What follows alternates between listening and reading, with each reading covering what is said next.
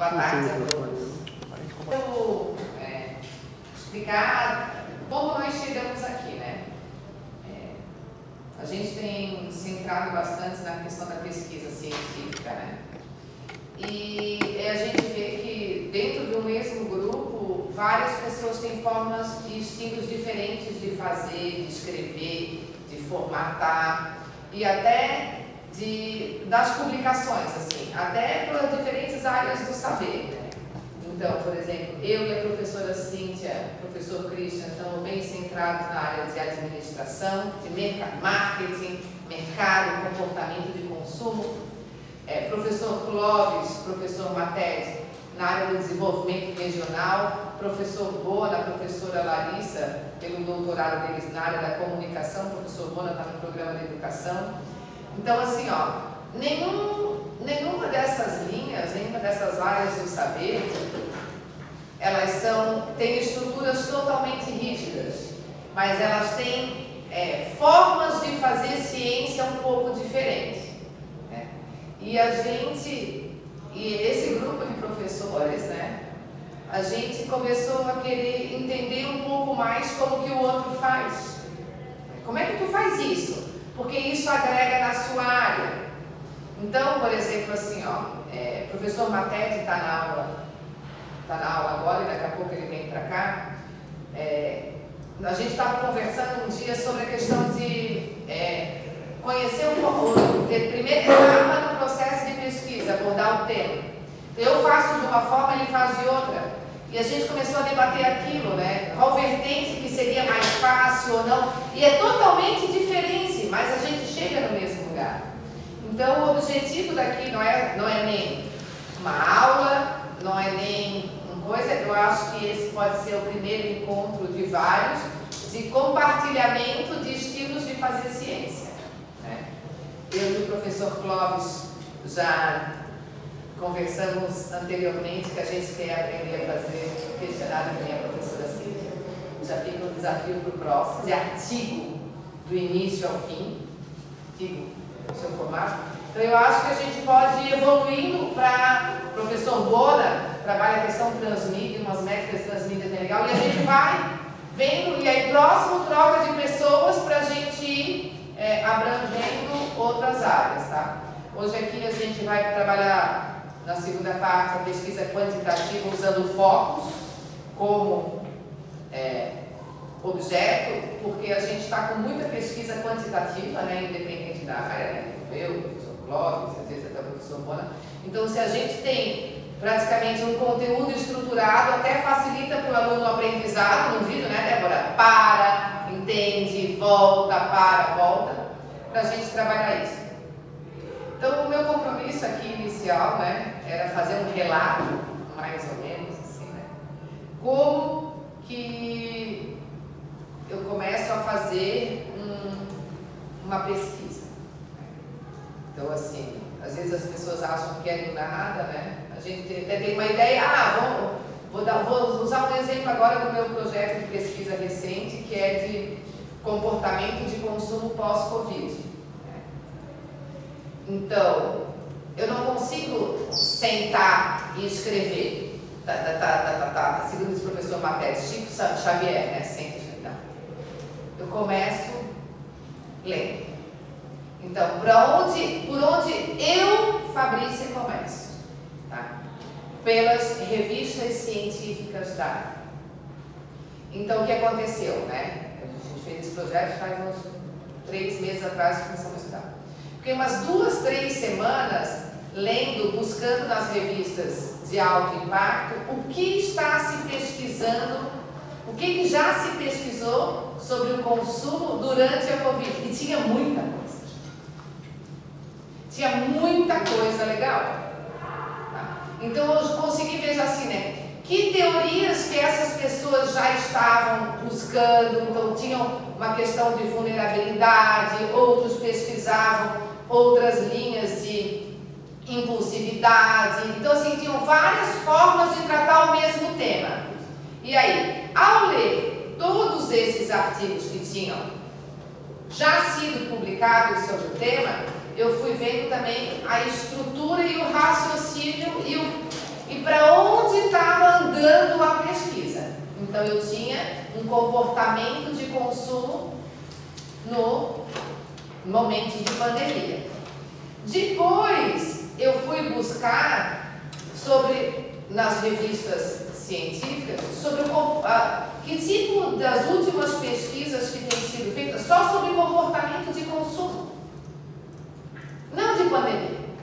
E aí tinha muito forte, todos em comum, a questão cognitiva, hedônico, consumo hedônico, cognitivo. Então aquilo começou a me chamar a atenção. Eu disse, poxa, então se eu juntar esse com aquele, pode ser. Aí eu fui montando uma ideia, depois de 3 semanas, né? Uma ideia em cima do que eu tinha lido. Mas eu parti da onde a ciência está indo e com pesquisas de referências em boas revistas internacionais. Porque a ciência está indo para lá. Então, por exemplo, tá? Na área da publicidade, a gente tem uma revista que a gente usa muito, né? Eu sei que o professor Cláudio também usa, que é o Journal of Advertising Research. Lá, o que tem de ponta no mundo está lá. Então, gente, e aí não é que eu vou ser melhor do que aquele ou pior. Não, eu quero entender o que a ciência de ponta está estudando para depois eu poder amadurecer essa ideia. E nessa leitura, o que eu também analiso? Que tipo de métodos, para alguns temas são métodos qualitativos, para outros temas são métodos quantitativos, e o porquê dessas diferenças. E uma base teórica, e a base teórica desses autores. Na leitura dessas bases teóricas, a gente acaba identificando os seminais, que são os caras que começaram a usar lá atrás. Então, por exemplo, no comportamento do consumidor, se alguém vai escrever sobre comportamento do consumidor, não pode deixar de falar de Solomon, Casaclian, que são os... Só que não quer dizer que eu vou só ficar neles, eu vou... Porque eles são uma base estudada em todas na administração, no marketing, mas eu vou evoluir dali, dessa base, desse conceito teórico para o que está se estudando hoje. E aí eu começo a fazer uma integração teórica do que tem do seminal com o que tem de ponta. Para evoluir um pouco mais, né, eu às vezes acabo conversando com outras pessoas de outras áreas. Então, nessa do comportamento do consumidor, eu fui trocar uma ideia com o professor Matete, que é sociólogo. Então, ele disse assim, que a sociologia do consumo era uma boa vertente também. Diferente daquela que eu estava estudando, que era mercadológica. Eu pedi para ele, diz uns livros, ele emprestou uns livros, umas revistas, eu fui ler. O que dava para integrar, eu não posso pegar e ficar misturando tudo. Mas o que eu conseguia dessa visão integrar para a que eu queria? E assim, eu fui evoluindo, montando. Depois disso tudo, assim, eu vou montando um fichário, né? E vou montando a base teórica. Eu começo praticamente pela base teórica, né? Organizando, não que eu escrevo direto, as diferentes teorias, os diferentes enfoques, as diferentes abordagens. Depois que eu volto, que eu faço a introdução.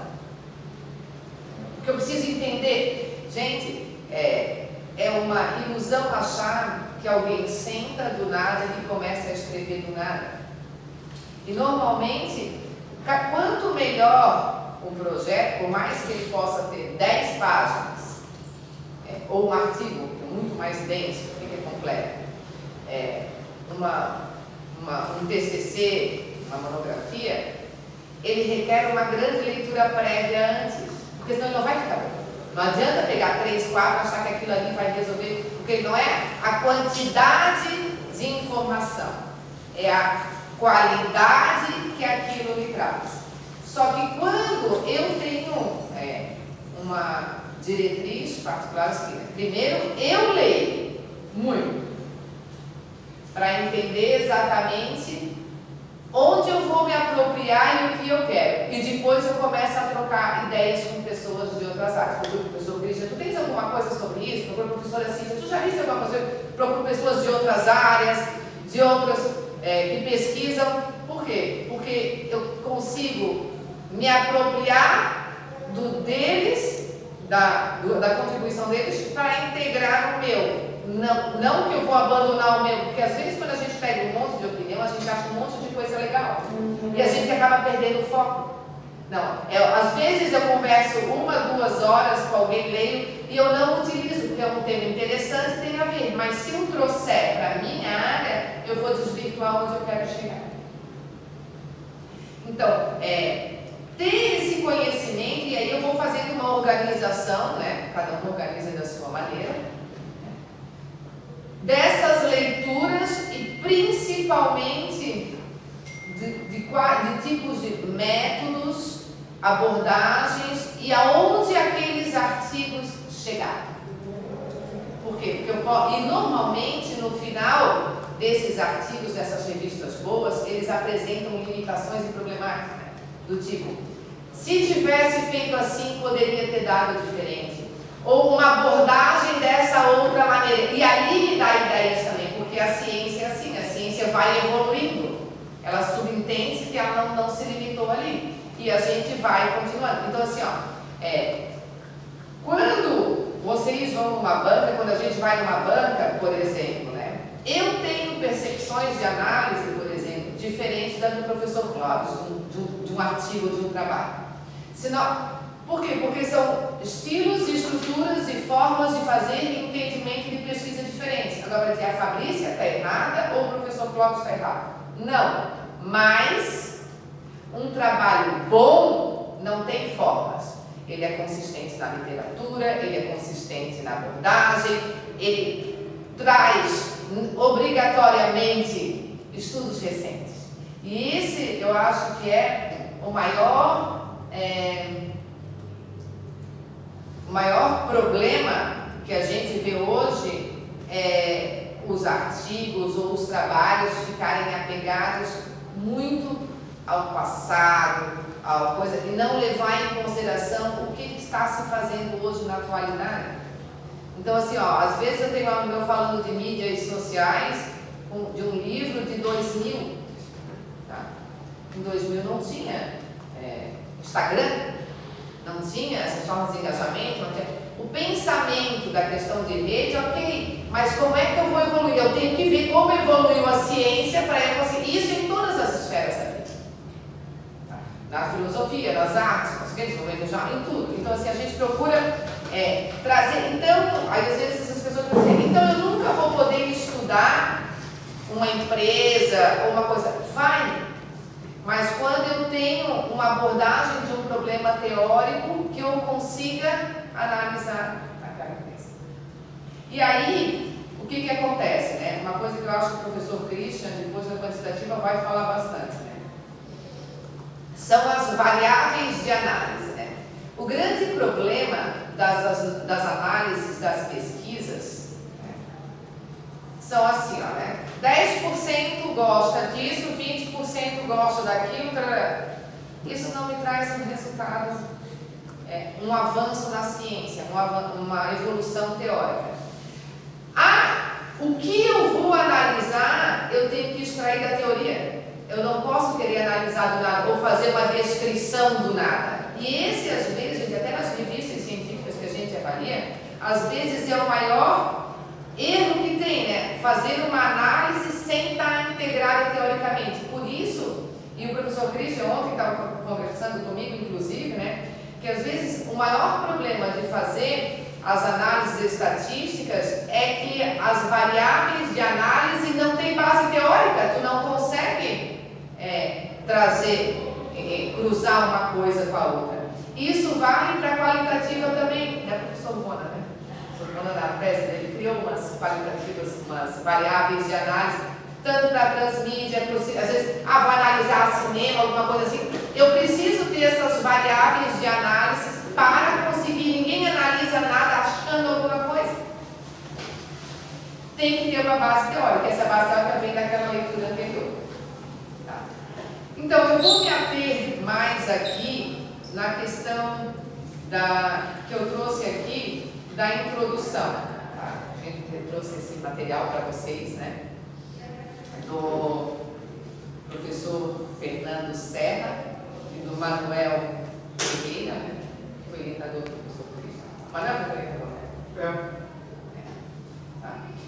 Que de todo o material bibliográfico que eu vi, foi o que eu mais me identifiquei, que ele explica exatamente como você faz uma introdução. E como você faz uma introdução? É um resumo disso tudo que eu falei, tá? Então, ali na página 14, na página 4, tá? Ele estabelece o campo. Pode ver. Isso aqui é um texto de uma introdução inteira. E ele separa certinho os parágrafos da introdução, de uma introdução bem feita. Então, quando ele fala aqui, né? Ele estabelece o movimento 1, né? Estabelece o campo. Tem mais aí? Tem? Também atrás.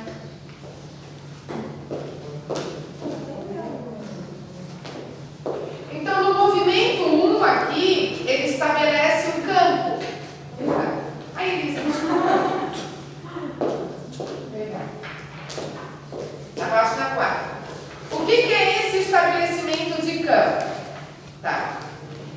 Eu posso pesquisar o mesmo tema em diferentes campos.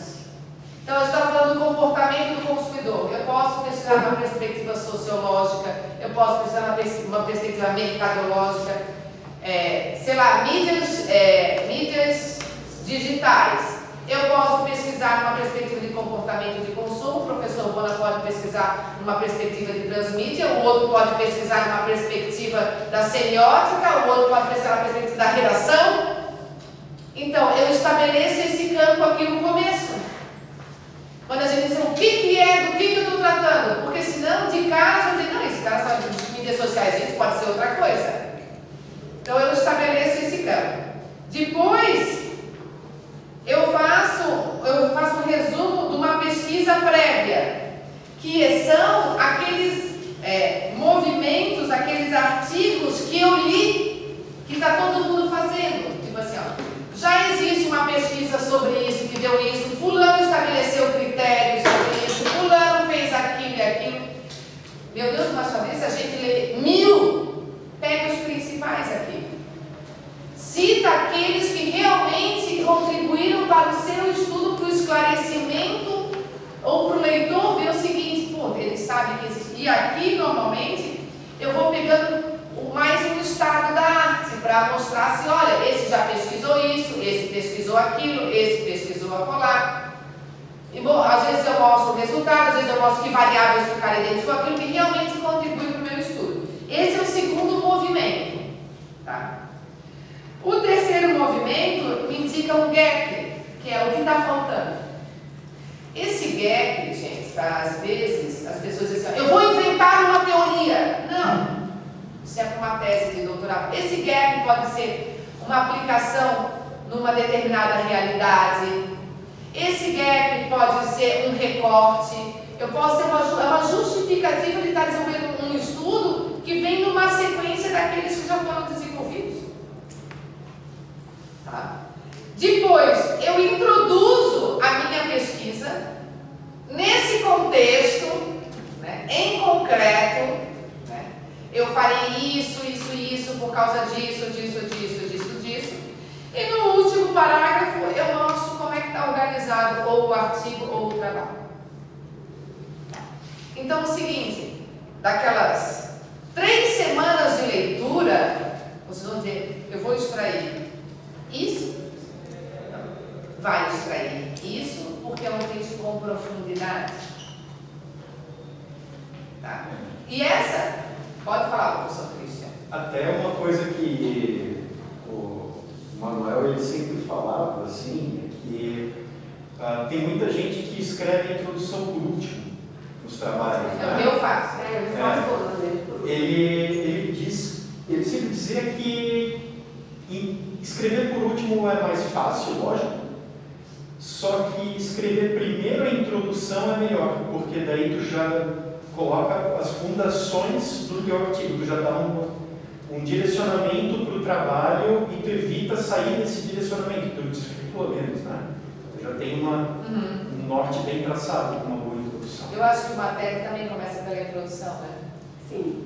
O Matek também é dessa linha. Eu posso falar outra coisa, lembrando do que tu estava falando. Que isso que tu falou, eu acho que até para os alunos entenderem, especialmente. Por que alguns focos, por exemplo, rendem artigo e outros não rendem? Ou rendem aquele burocrático assim só para o nosso relatório? Porque ele não tem essa pegada. Por exemplo, a pesquisa de opinião pública, mercadológica, se eu vou trabalhar com uma empresa, com um cliente, eu vou me distanciar um pouco dessas teorias, que é imprescindível para produzir um bom artigo. Então, tem hora que o crítico pega umas coisas, estudar. Isso é legal, existe sobre aquele das instituições lá que influencia todos, aquele porque a gente, agora Covid, por exemplo, é um problema que a gente tem, porque queria saber se as pessoas usam máscara, se elas estão concordando com as políticas, se estão, nem tudo partiu de uma. Então é importante que vocês saibam que para pesquisa científica, esse tipo de trajetória que a Fabrício está relatando ali, precede. E é importante, porque senão vai ficar cabendo. Aí eu dou umas coisas no golpe triste e falo, o que eu vou conseguir fazer que vira? Que vira que nós já pensamos que ele queria divulgar o Santa, meu Deus, é Cláudio. É o que a gente quer bombar com outro tipo de contribuição, que às vezes dificulta muito para fazer um artigo, por exemplo. Até olhando assim, agora, né, as eleições americanas e tal, eu notei uma coisa que eu nunca tinha notado antes, tá? Que as traduções são diferentes, né? Aqui a gente chama tanto pesquisa de opinião e pesquisa eleitoral como pesquisa. Lá pesquisa não. E pesquisa científica. Lá, pesquisa científica é research, pesquisa de opinião, pesquisa eleitoral, são polls. É uma categoria. Poll. P-O-L-L. Tá? É uma outra categoria mesmo. São coisinhas diferentes, apesar de trabalhar com dados. Não que elas se distanciem totalmente, mas as motivações e o compromisso de entregar pode ser diferente. Né? Então, alguns têm questionário solto, porque eu trabalho com uma empresa, por exemplo, né? Porque é analisar o pesquisa de hábitos e atitudes, que a gente chama. Né? Tu pode trabalhar com uma pesquisa de análise de concorrência, é outro tipo de formatação. Agora, isso aqui que a Fabi está falando, se distancia, por exemplo, fala que são focos, e não é focos aqui. Né? Pode ser focos também, alguns semestres é outro tom. E eu acho interessante, na questão de fazer a introdução antes, ela te dá menos erro na fundamentação. Teórica. Tu delimita melhor a fundamentação teórica. Nem sempre, por exemplo, assim, se é um tema que eu estudo há muito tempo, engajamento de mídias digitais, eu já me sinto mais à vontade para fazer uma introdução antes. Agora, para alguns outros temas que eu estou pesquisando pela primeira vez, eu não me sinto à vontade. Então, assim, cada um vai pegando o seu estilo de fazer. Mas a introdução, ela dá o clima da qualidade do trabalho científico. Eu posso ter feito uma introdução, feito um trabalho lindo, mas uma introdução sem pé nem cabeça não vai. Não vai. Então, assim, por isso, a introdução é um dos momentos que a gente tem mais que se dedicar ao... como é que eu vou dizer? É a apresentação do seu trabalho. E se você mostra consistência na largada, porque ele faz sentido e você já apresenta ele inteiro, o leitor já sabe o que vai ficar e já tem um pré-conceito sobre a qualidade do seu trabalho. E essa introdução, uma introdução boa, é uma introdução com estrutura. Primeiro parágrafo, segundo parágrafo, terceiro parágrafo. E que não começa nesse mundo globalizado. Nesse mundo, o atual cenário competitivo. Mas o melhor é desde os primórdios. Desde os primórdios. No atual cenário competitivo, né? É aquela coisa,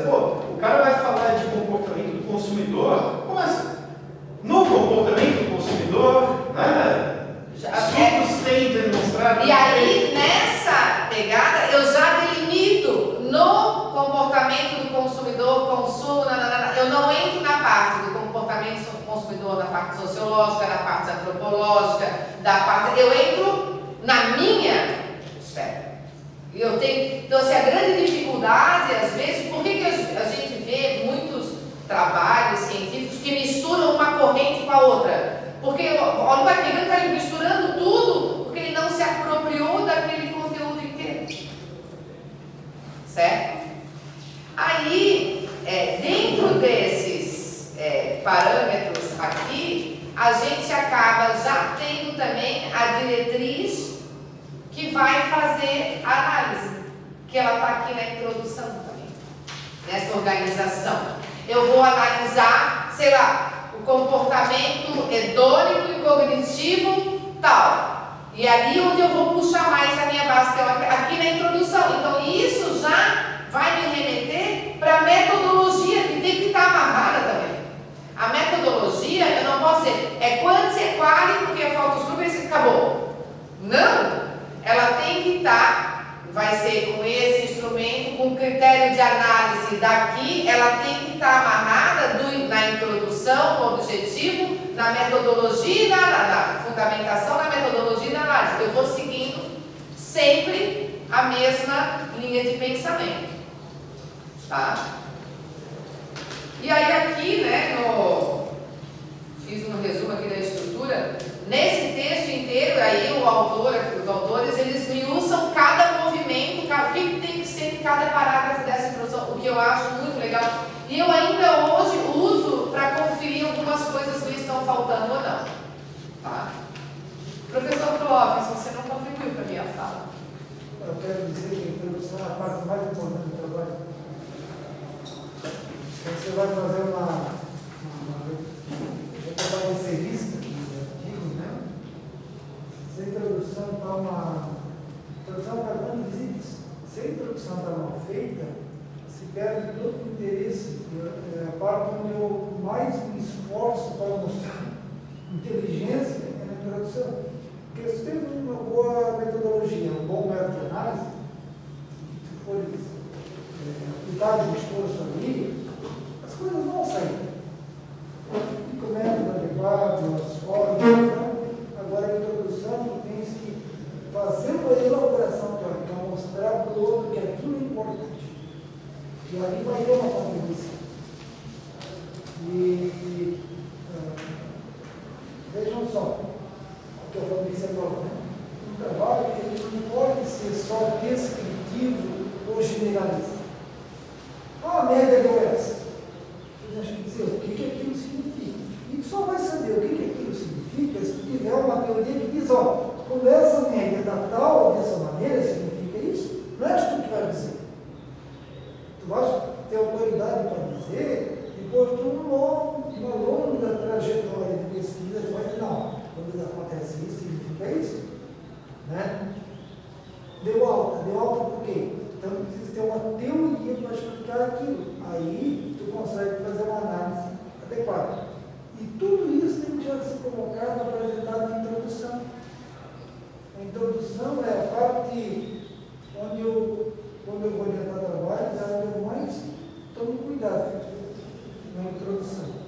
Eu gostei muito disso aqui. Eu acho isso aqui, para mim, era segredo. Eu sou muito triste com licença. Algumas revistas americanas, elas já têm estrutura de abstract. Então, duas sentenças propôs, né? Olhar a proposta, né? Desenho metodológico, findings, as descobertas, as implicações. Ela já tem isso, então, os créditos já, inclusive, tem o número de caracteres para vai preenchendo esse. Vai preenchendo. Eu achei muito legal que a Fabrícia trouxe aqui, que a gente tem agora uma referência para construir a introdução. A introdução é tudo. Não, outra coisa da introdução, que eu os alunos especialmente, ele consegue dizer o que tu vai entregar no final, né? Porque algumas discussões, para dizer o que eu vou fazer, é importante também dizer o que eu não vou fazer. Mas que talvez sugere, às vezes eu não sou muito propositiva nisso, e às vezes o cara que está lendo a introdução pode fazer uma ideia de que eu vou percorrer um caminho que na verdade nem me interessa. E que eu estou consciente disso, mas não ficou claro naquilo que eu escrevi. Então, dimensionar a expectativa e deixar claro o que tu vai entregar em assuntos que principalmente cruzam com uma série, né, felicidade, por exemplo, que foi meu drama lá do negócio. Não entendi nada daquele negócio, porque ele mandava eu ler. E aí, até eu saber o que eu ia entregar e o que é, né?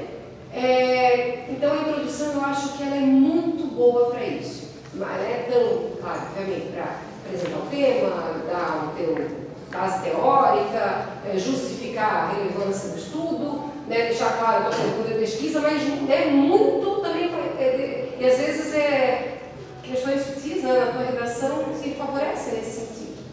É importante. Professor Leandro, quer falar alguma coisa? Não. Professor Rafael Bona, professora Larissa, professor Christian. Corroborando com o que o professor Clóvis falou antes, teve uma pesquisa minha, na minha dissertação, a gente fez essa pesquisa, né? A gente perguntou para os editores de periódicos, no caso periódicos em administração, sobre motivos principais de rejeição, né? E quanto mais alto o nível do periódico, mais alto o pares, mais importante é a introdução. Por quê? Porque o cara recebe muita submissão. Ele não tem tempo de ler tudo antes de mandar para os avaliadores. Então ele recebe, ele lê a introdução, dá uma olhada por cima no resto, aí manda para os avaliadores. Se ele lê a introdução vê que está ruim, já vai embora. E tá certo. É isso que está sendo no mundo todo, isso, é introdução e metodologia.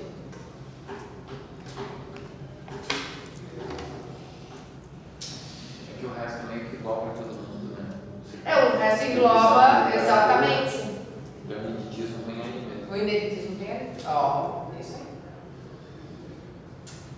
Então tá, eu acho que da minha parte era isso.